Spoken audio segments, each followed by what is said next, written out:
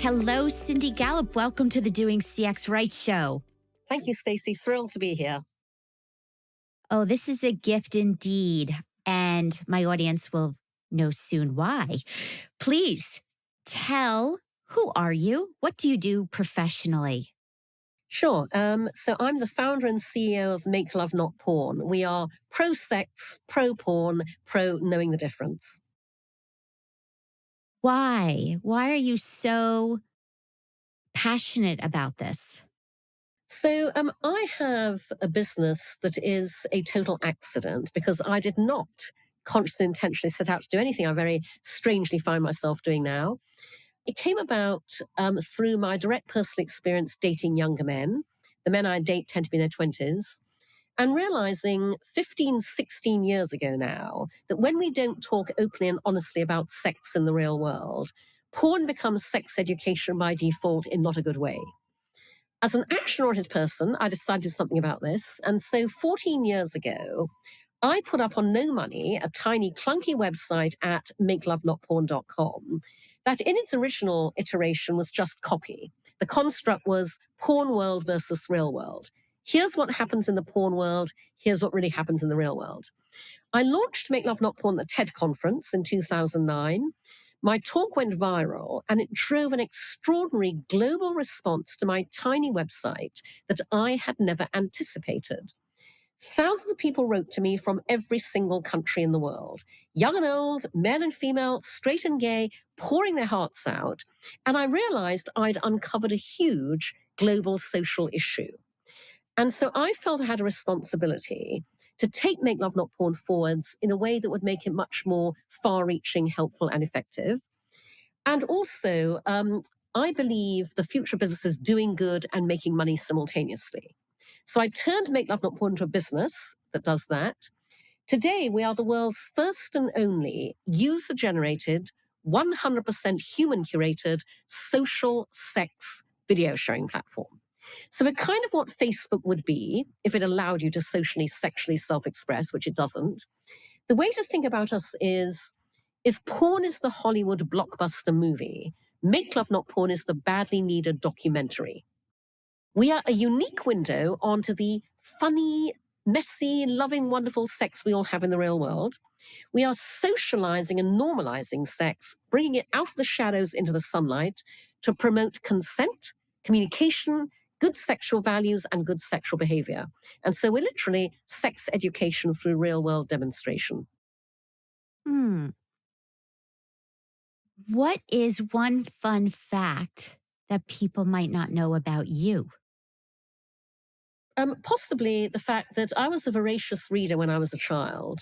And so I trained myself, I don't know how to speed read. So I read at the speed of light. I scan and I take in all the information. And that was very useful at university and has been very useful ever since. I like that. So you are known to, quote, blow things up. Explain that. So alongside Make Love Not Porn, I work as a consultant and a paid public speaker to support myself. And many years ago, I was talking to a bunch of potential consultancy clients about my approach. And I explained to them that I consult very selectively, only for clients and brands who want to change the game in their particular sector. So you come to me for radical, innovative, groundbreaking, transformative. I don't do status quo.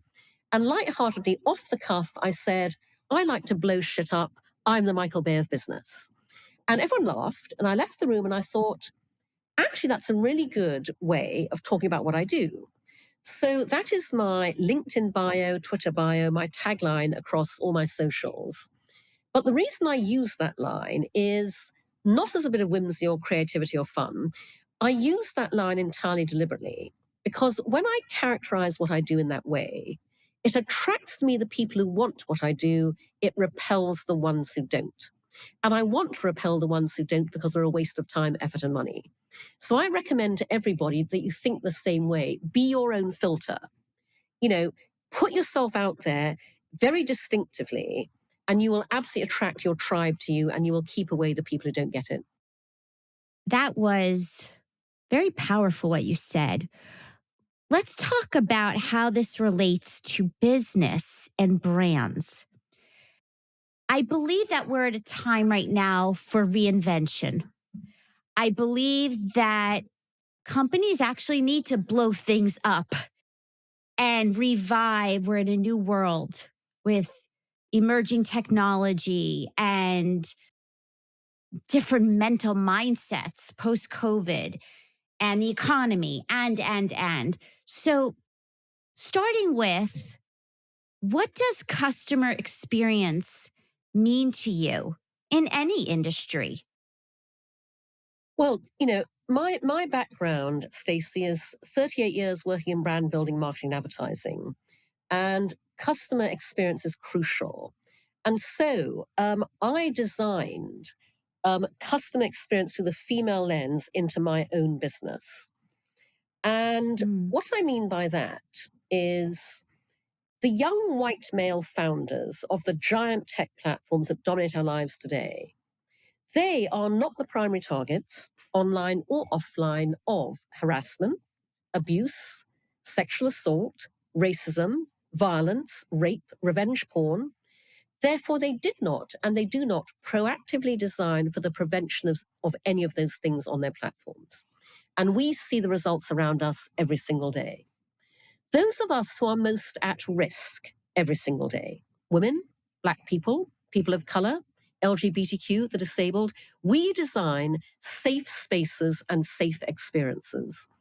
I and my tiny team spent literally years concepting and designing Make Love Not Porn before we ever built it, because we knew that if we were going to invite people to do something they've never done before, socially share their real world sex, we had to think through every possible ramification of that to create a completely safe and trustworthy space. And as a result, not only does Make Love Not Porn operate unlike anybody else in the adult sphere, we operate unlike anybody else on the internet, period. And that's because I designed Make Love Not Porn around what everyone else should have, but nobody else did: human curation. I designed Make Love Not Porn to be the safest place on the internet because there is no self-publishing of anything. Our curators watch every single video submitted from beginning to end before we approve or reject and we publish. No one else does that. We review every post on every member profile, photos, text, illustration, before we approve or reject it and we publish it. Nobody else does that. We review every comment on every video before we approve or reject and publish it. No one else does that. We can vouch for every single piece of content on our platform in a way that nobody else can. And that is why Make Love Not Porn is the safest place on the internet. And that is why we've built an amazing community of both members and contributors, whom we call Make Love Not Porn stars, because we designed our customer experience around enormous respect for our community. And the reason I make that point is because to the young white male founders who designed, big tech, their community is not deserving of respect to them because they see community as statistics, numbers, and dollar signs. And so for me, customer experience starts with respect for the customer. And unfortunately, there are all too many people out there who do not have that. So it sounds like you said two key words: respect for the customer and really building trust, correct? Absolutely. Trust is fundamental. It's the single most important thing for any brand. And by the way, for any workplace as well. So, someone who wants to create something that doesn't exist and reinvent the future for better experiences, what's your advice to them as you've done it? So my advice is simply, my favorite quote of all time is Alan Kay, who said, in order to predict the future, you have to invent it. And so, I encourage everyone to do what I did myself.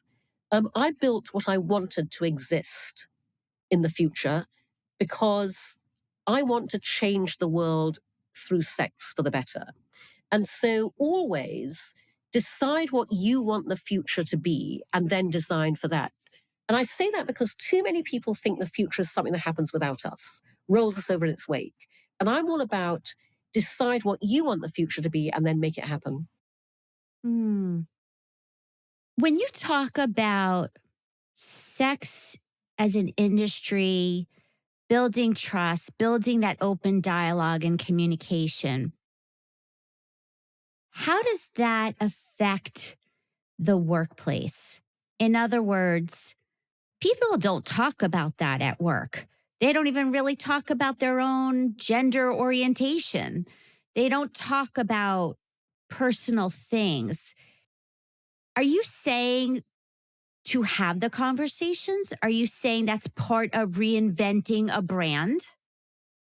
So many years ago, I wrote an article for the Telegraph in the UK titled Why Sex Belongs in the Office. And what I mean by that is so I designed Make Love Not Porn around my own beliefs and philosophies, one of which is that everything in life starts with you and your values. So I regularly ask people this question: what are your sexual values? And no one can ever answer me because we're not taught to think like that. Our parents bring us up to have good manners, a work ethic, sense of responsibility, accountability. Nobody ever brings us up to behave well in bed, but they should. Because in bed, values like empathy, sensitivity, generosity, kindness, honesty, trust, respect are as important as those values are in every other area of our lives where we're actively taught to exercise them. And so, what I say to corporate leaders is it is incredibly important that you talk about sexual values within your company culture and your workplace as much as you talk about every other corporate value in your company culture and your workplace. Because it is only when you make it crystal clear that in your company, you expect everybody to operate good sexual values, that is when you end sexual harassment. You make it very clear exactly what values your company holds, including good sexual values. You make it clear that is the behavior expected of all of your employees, and that is how you ensure a zero tolerance environment for sexual harassment. Hmm. Which then correlates to customers. I'm drawing the line here because when your employees feel valued and they can be themselves, they show up better for customers.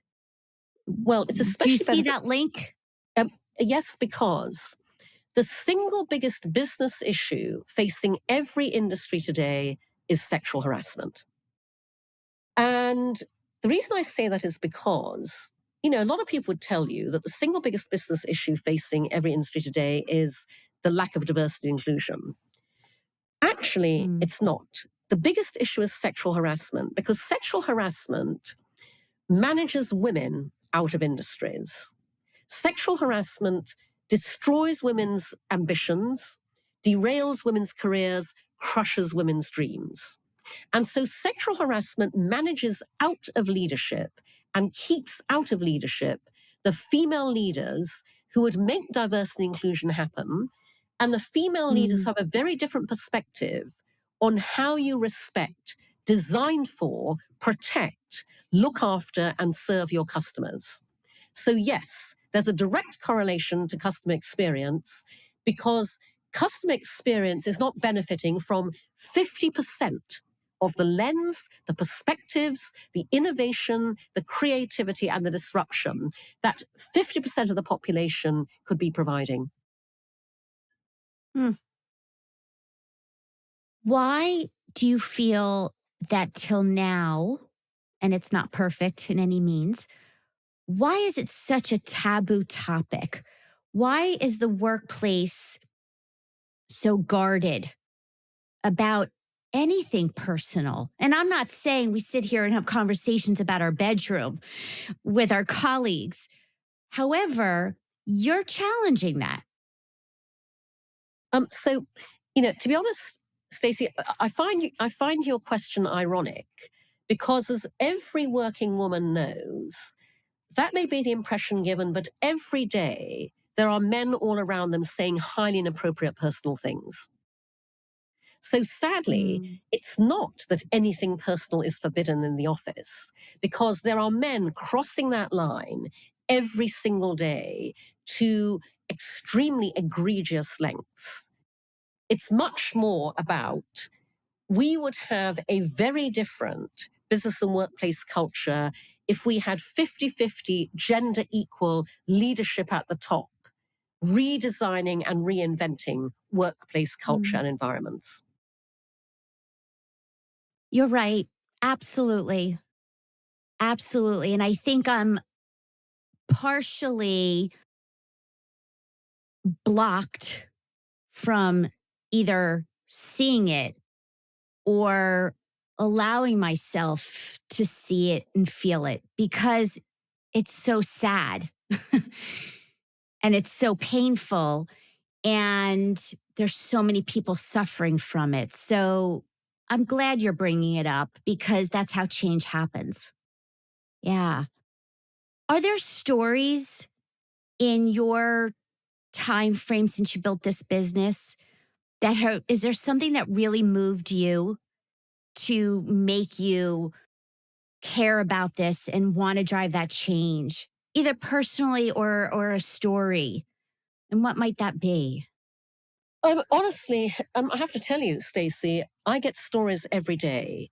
For 14 years since I launched Make Love Not Porn, I have had an avalanche of emails every single day from all around the world, from people telling me and Make Love Not Porn how we changed their lives. For 14 Mm. years, I have seen up close the enormous human misery and unhappiness caused by the guilt, shame, and embarrassment that we imbue sex with. So many stories, I cannot tell you just one. So that is absolutely what keeps me going. Because I and my Mm. tiny team fight an enormous battle every single day to build this business and keep it alive. Essentially, because every piece of business infrastructure any other tech startup gets to take for granted, we can't. The small print always says no adult content. And that is all pervasive across every single area of the business in ways that people outside the sphere don't realize. Can't get funded, can't get banked, can't put payments in place, can't work with tech services, can't advertise. And so I'm regularly asked, Cindy, what keeps you going through all of these battles? And, two things keep me going. Firstly, what we're talking about now, which is every single day our community tells us how we change their lives for the better. So that keeps me going. And then the other thing that keeps me going is the single dynamic that most ensures that I will keep going no matter what is the one I characterize as, and you can bleep this out if you want on your show, I'm going to fucking well show you. You tell me it can't be done, I'm going to fucking well show you. You put an alternate path, I'm going to fucking well show you. I have to take all of that daily demoralization, difficulty, and depression and channel it into motivation and inspiration to keep myself going because I'm going to fucking well show you. Mm. What comes to mind, bringing it back to business, is leadership. Leaders have to be passionate about their people, about well being, and stop the status quo. So that's what I think you're saying and showing and doing, no matter where you are, right? Because leaders have to lead, and leaders can't keep doing the same thing over and over, especially with what you're describing as women being mentally or physically abused. And I'm sure that there are men who could maybe say the same in some different respect. But in general, as human beings, we need to speak up culture, and we need to be honest and transparent and respectful and generate trust from what you said in the beginning. And so, Stacey, that is why I exhort every woman to start your own industry. And what I mean when I say that is start your own business, but I deliberately articulate it in that way because When you start your own business, you can design that business to work exactly the way you want it to. You can design in the culture that you want to work in. You can design in the work-life balance that you want. And when you do that, you are starting the industry we all want to live and work in. And I exhort women to do this because, I can tell you quite frankly, it is impossible to make change happen within the corporate system. The only way to make change happen is to start your own industry outside the corporate system and prove that it can work so well and make so much money that the male leaders of the corporate system go, bloody hell, we should all operate like that. Mm. The light bulb just went off my head thinking about the link to what you're doing and what I'm doing to improve the world. And it's actually not that far different because it's really creating better experiences for us as humans. And yours is segmented to a particular topic, but that's really what this is about. It's experiences. Absolutely, Stacey. Although, I would just say that, it's because we're so messed up as a society about sex that we've defaulted it to an act, to a thing we do. It's not, it's personality. Who we are sexually informs everything about how we feel about ourselves, other people, our relationships, our lives, our happiness. And so, I've been saying for years that when I can scale Make Love Not Porn, I'm looking to raise a serious round of funding right now to scale Make Love Not Porn to be the Facebook of social sex globally, which is the scale I want to operate on. When I achieve that, one of the side benefits will be that we will see productivity shoot up in offices all around the world. Because that's the impact comfort with oneself as a sexual being, feeling fulfilled sexually, can have on every other part of your life. Wow, you're definitely going to shift minds from those that listen to this. I love that. I love your different perspective. And you are clearly blowing things up, as you say. Well, as we're getting close to the end, couple last rapid fire questions here. So, leadership. What is the best advice you've been given or that you've given others around really leading with excellence? I've been asked many times over the years for my definition of leadership, and it's very simple. A leader puts their people ahead of themselves. Hmm. It's that simple. Yep. Yeah. And we overcomplicate it. Well, no, if we're a white man, we don't do it. Hmm. What about your one key takeaway you want people to remember from this, from what you do, from what you're passionate about, from this episode? What's that one takeaway? Honestly, it would be I mentioned earlier that Make Love Not Porn was an accident. What is no accident is my background of 38 years working in advertising. I've spent 38 years working in the business of communication. I know, therefore, that everything great in life and business is born out of great communication. Sex is no different. Great sex is born out of great communication. And so I would just say, communication is the key to everything, including having great sex. Communicate, communicate, communicate. There is no such thing as over communication. Well, that is extremely relatable in the business world because a lot of that doesn't happen. There are definitely silos that hurt the organizational culture and structure and camaraderie and customer experiences. So, yes, communication in all areas of our lives have tremendous impact. And I echo that. Fun question. If you could go back in time to your 20-year-old self, based on what you know now that you didn't know then, what would you tell younger Cindy? That's a really easy one. Start working for yourself as quickly as possible. I'm asked if I have any regrets in my career, and I really don't. But the one thing I wish is that I'd started working for myself a damn sight sooner. Hmm. Why didn't you? Oh, because I'm 63.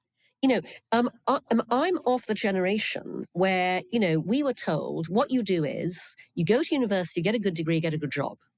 I mean, when I was in my teens and 20s, entrepreneurship was absolutely not a thing. And I wish to God it had been. Hmm. That's a great response. And I also want to say before the show, I loved how we were talking about our birthdays. Yours was recently. And you were forthright in saying, say your age, your hashtag, say your age. And that's so beautiful because there is ageism in the world and bias. And yet you're again transforming that thinking. Well, And my philosophy on that, Stacey, is people often think they're countering ageism when they go age is just a number. I completely disagree. I think the opposite of that. Your age is a very special number because your age is mm, the sum total of you. Your age represents all of your experience, all of your learning, all of your expertise. Your age is a wonderful number, an enormously valuable number, and it's a number that should be talked about as much as possible. And so that's why I encourage everyone to say your age. oh, I'm going to share that quote everywhere. And it's just part of what you are talking about is show up, be truthful, be transparent, communicate, and do things differently. Thank you. Thank you for speaking up. Thank you for helping people, especially women, be able to speak up and get comfortable in their skin. And there's so much to that benefits in the workplace and out. So, again, thank you. It's a pleasure. And I will just say to our listeners, you can find me and Make Love Not Porn on Twitter and Instagram at Cindy Gallop at Make Love Not Porn. If you like what I've said, please do support me by going to makelovenotporn.tv, signing up and subscribing. You can find me on Facebook and LinkedIn. And I recently started a Substack, Dear Cindy, where you can ask me anything. So check that out and sign up to that as well. I will add that to the show notes. So we'll make sure that gets captured and shared. Thank you Terrific. again.